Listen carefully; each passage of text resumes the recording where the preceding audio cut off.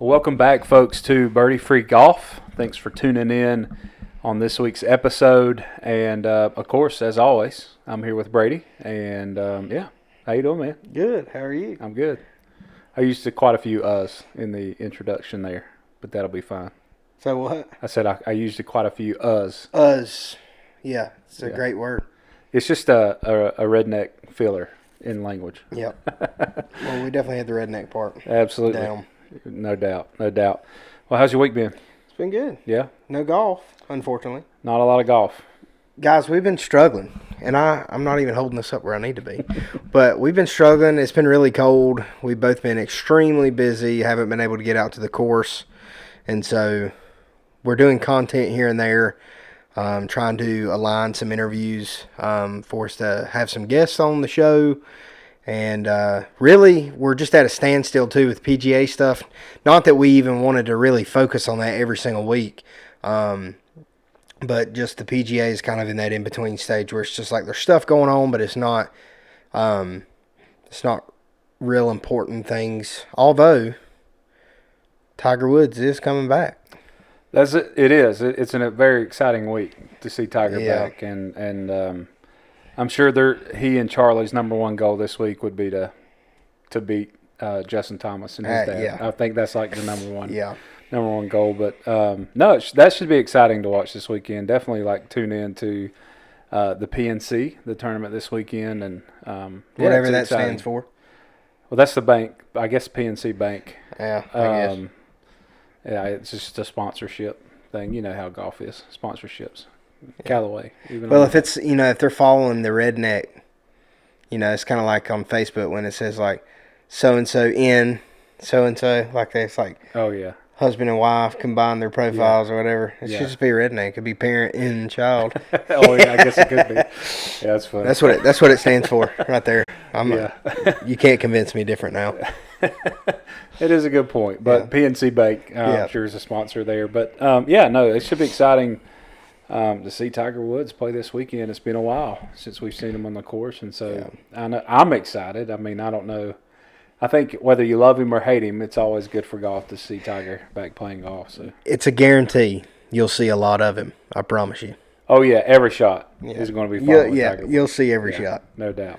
But that man could be hitting 30-yard shanks, and you'd see every bit of it. Yeah, for sure. So I went and got fitted yesterday.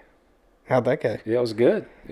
For those of you who don't know, I was actually looking to trade in some irons and get something else, but went ahead and got a fitting, and we're going to extend my clubs another half an inch and change some loft and lie angles. And nice. I'm excited about that.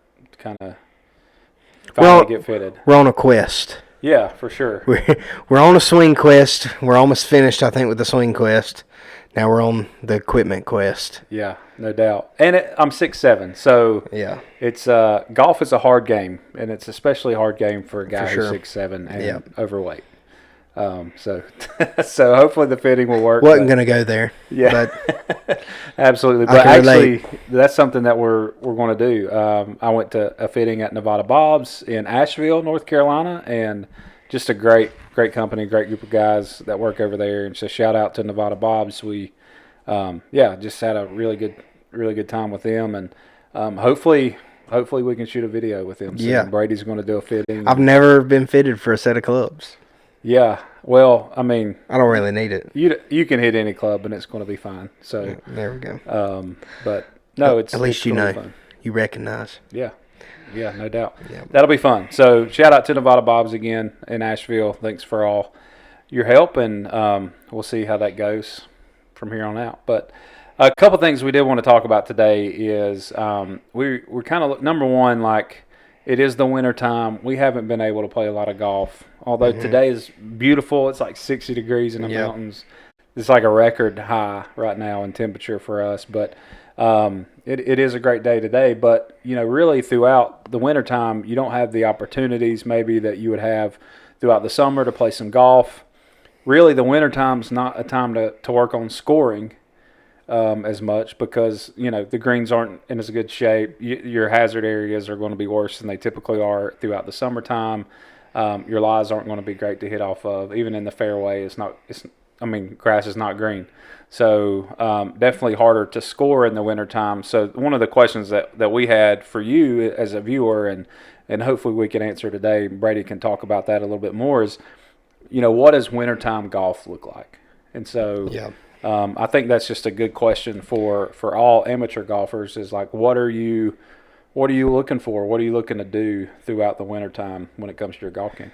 Well, for me, I think, when you're in the summer months, you're in the spring and the grass is starting to come back, and even when the grass is there, like you gain a comfort in hitting these shots around the greens, with your sand wedge, your lob wedge, even in the fairways, like hitting your irons flush, taking better divots, greens being more receptive, because obviously in the spring and in the summer you're getting more rain. You can hit the ball closer, because you can fly it closer to the hole and hopefully get some spin off of it. But in the winter, for me, it's always been more about the scrambling and the getting up and down, and like fine tuning those parts of your game that like you don't focus on the rest of the year. And so like in the summertime, a lot of the shots where I would take a sand wedge or even a lob wedge and am hitting a more high shot, I'm taking a pitching wedge, a 9-iron, 8-iron even sometimes, and hitting these little knockdown bump and run shots. Mm-hmm. And honestly, like one of the coaches I had growing up, one of the things he always told me was, with wedge play, whether it's in the summer or it's in the winter, the quicker you can get it on the ground and have it rolling for a more long extended time is better.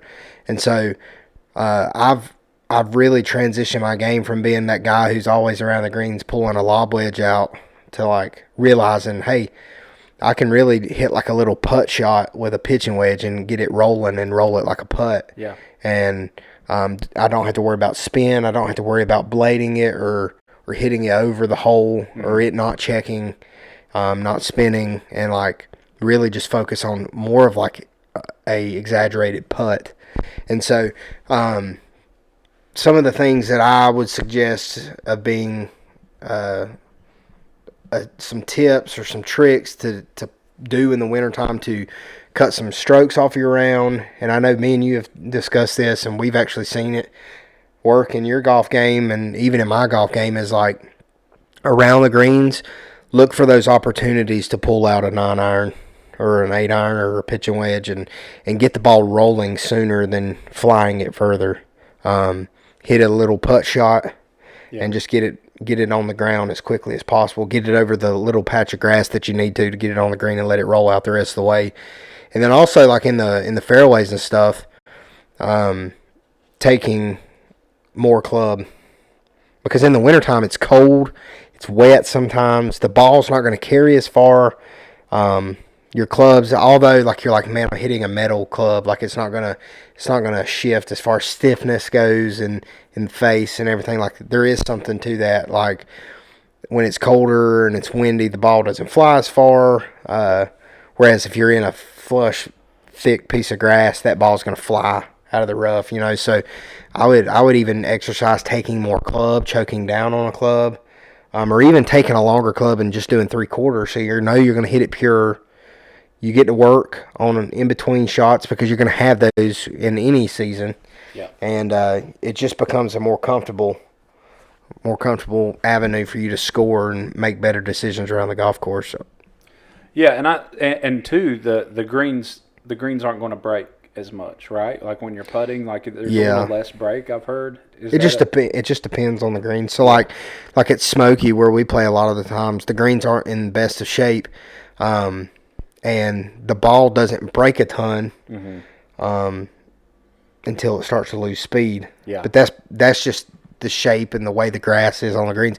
But if you go somewhere like Cleghorn, it's all that tight Bermuda, and it's gonna turn quick. Yeah.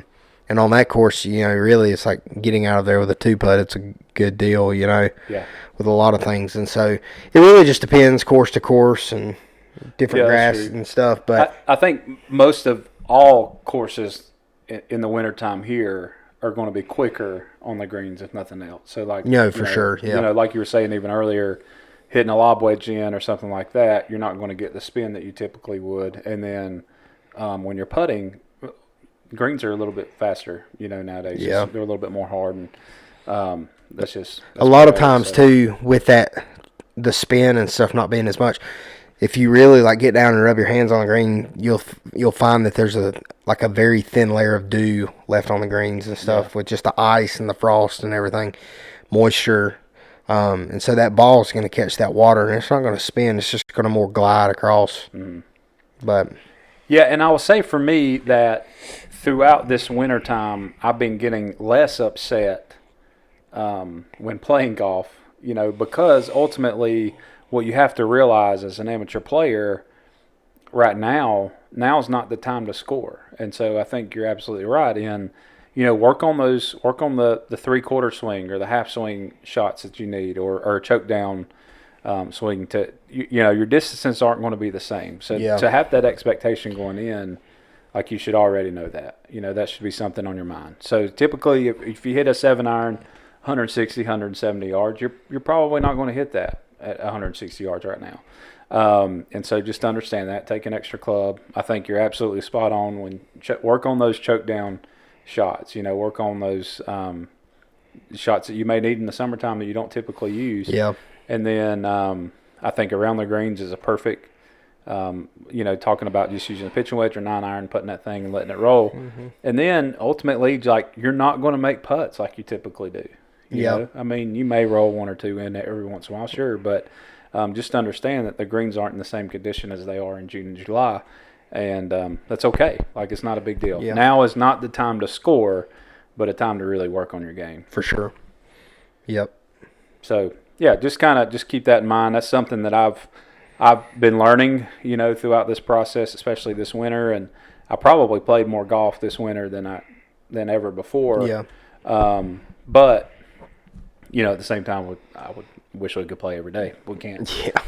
But yeah, so if you're out there, just take the time to work on. For me, it's ball striking. Like I'm really just taking time to work on that. Like I don't care how far I hit it, and to be honest, I don't really care where it goes either. I'm just working on making a good strike, evaluating every swing, and just understanding that the lies aren't going to be great, but at the same time, like, if you hit ball first, sometimes that doesn't matter. So yeah, I think for me, it's like if I had to narrow it down, like contact is number one for the wintertime. Yeah. Because it doesn't matter, like if you're in the summertime and you're in thick fairways or thick rough and you kind of got to hit through some grass and hit the ball, or if you're in the wintertime and there's absolutely no grass and you're hitting off almost dirt, you still got to make good contact to get the right amount of spin on the ball and for the ball to carry the way you want it to, and it not to be a blade or a bladed shot or a fat shot. Like,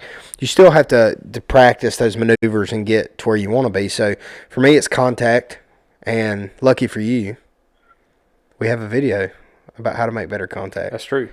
Yep. That just released. And so we are going to be working through some different things like how to make better contact, or even putting drills that I think has helped you. Just me talking to Donovan about some putting things and different wedge strategies or whatever. If y'all have any questions that or things that you just can't figure out in your golf game that we might have an answer for, comment them or message us on Facebook or Instagram, and we'll see what we can do about that. I'm by no means a pro or a teaching pro for that matter, but I know more than some people. Yeah. And so we'll make a video about it. Maybe more content. It helps us. It helps y'all. Yeah. But absolutely. Yeah, contact, and then saving strokes around the greens, and then looking for those opportunities to choke down on a longer club. Yeah, for sure. Yeah, so just, take the winter time, take this time to really just work on that, work on your ball striking, work on, some different shots around the greens, and just it's a practice time. Like even if it's indoor, taking a few swings, just redefining or refining your would be the correct term, refining your swing just throughout the winter. You can do some drills inside work on your swing path, of what you're supposed to feel when swinging. So just take the winter time and really just work on practicing the best you can. Wintertime is not a time to score. I just want to reiterate that again. Like, wintertime is not the time to score, but it is a time to work on your game. If you work on your game, you will score better. Absolutely. So, so just keep working with that, guys. And then we want to do another segment on here for the next couple weeks. We'll just pick one today if you want to do that. But basically what we want to do is, so I am new to golf. I've only been playing golf for about 4 years now. And, one of the things that I'd always had problems with in growing up and being around the golf course, I went to a couple golf courses early, like when I was a teenager, didn't know how to play golf, just wanted to go out and have a good time with friends. But I always felt like an outcast going to the golf course. Number one, I wasn't good. Number two, I didn't know what I was doing. And you could definitely tell from the members or from the pro shop or whatever, like, that was a big deal for them. And so for me, I always felt like an outcast and going to the golf course to play. And so I think that things are starting to change a little bit with that, which is good. But like, what are some things that you feel like that country clubs need to get rid of? What's going to make the game more acceptable for everyone, and or what's something that really just about the part of game or about golf in general that you just really dislike? Yeah, I mean, for me, like, I didn't ever grow up in a country club atmosphere. I think kind of where I came into golf and, like, even just the area I grew up in, there wasn't a lot of country clubs to choose from, really. Mm-hmm. And I grew up on a little 9-hole municipal course, it's awesome condition, really nice for what it is. Probably the best municipal course I've ever played. I mean, and I was very fortunate to have those facilities and do that thing, but it was kind of like, it's always been one of those, if you want to play golf, you can come play golf, and it's not really like a dress code or anything like that. But for those people who grow up in cities or even in the area that we're in now, there's not a lot of public courses to choose from. Yeah. And most of the places are private, and like, there's several courses up here you can't even get into the gates to go to the club without having a tee time or some other sort of business there. And so for me, it's always just been the exclusivity of the country club atmosphere, and just being like you don't look a certain way, or you don't dress this way, or you don't know how to play. And granted, here's my thing that I think would shift the tides on that. Number one, most people can't afford it. Right. And those country clubs often desire memberships. They desire like initiation fees and whatever. And I just personally don't like the idea of private clubs. Yeah. Like, I just don't. I think I think it should be a name your price kind of game. But I think if somebody wants to, I'm not saying like Augusta should just open its doors to everybody. Right. Like, but I think if, they name their price for the round and somebody wants to go pay that to go play there, then they ought to be able to go play it. Yeah, no doubt. And now I think that there's a certain dress code that you have to live up to. I think if it's a place like Augusta, collared shirt, shorts, nice shorts or pants, that should be accessible. I don't think gym shorts should be allowed there. But if you're just going to play some little municipal course, I don't understand why you can't go out there after work on an afternoon in a t-shirt and some gym shorts and play 9 holes or whatever. That's kind of the thing that I've always had issue with, is just like the barriers that they put up for people to play. And like, I don't know. Yeah, I think that's always been an issue for me too. I mean, at the end of the day, like, the more and more I play golf, and the more that I go to golf clubs to play, whether private or not, or public, what I've realized is that everybody sucks at golf. For sure. And so some way or another. In one way or another, like there's not. I mean, sure, there are tour pros that are really good. You know, there are amateur golfers like amateur tour players that are good. You know, you have guys that are coming out of high school and into college and playing college golf that are good players. But when it comes down to your ordinary player, like everybody's kind of sucks golf. I mean, at the end of the day, like, yeah, you got some good players here. You're a good player. I'm not. But there's not many of you. You know what I'm saying? Like, we probably have 10 or 15 guys that we play with, you know, from one time or another, and five of those guys might be good players, like legit like players. So, you know, even out of just a small pool of friends that we have, that I mean, not everybody's good, and some guys have been playing longer and are, you know, pretty decent players. But most of the guys that you see at the course aren't very good. Well, here's the deal. Here's where the tide shifts for me. I had lost my train of thought earlier, but here's where the tide shifts for me. Is like you should be available or able to go play these courses if you want to. Now, some courses should have dress codes and stuff. It shouldn't be you have to wear knickers and long socks and have to conform to clubs. And we've heard stories about this before. Absolutely. But, like, you should dress appropriately. You're not going to shoot basketball or you're not going to go work out. You're going to play golf. So I think a collar shirt and some shorts are appropriate. Yeah, no doubt. You shouldn't be wearing holes and stuff that's torn up. I'm not saying you have to come out here in all your orange Puma outfit and look like Ricky Fowler either. But, and my big thing, I think that people put these country club standards up, and these clubs do this, is because you have these guys who go out and they act like idiots. Yeah. And they like to pound their beers throughout the round and wreck the carts, play music way too loud where it bothers everybody. Yeah. And they like to hoot and holler and yell. And, you know, there's a time and a place for all that.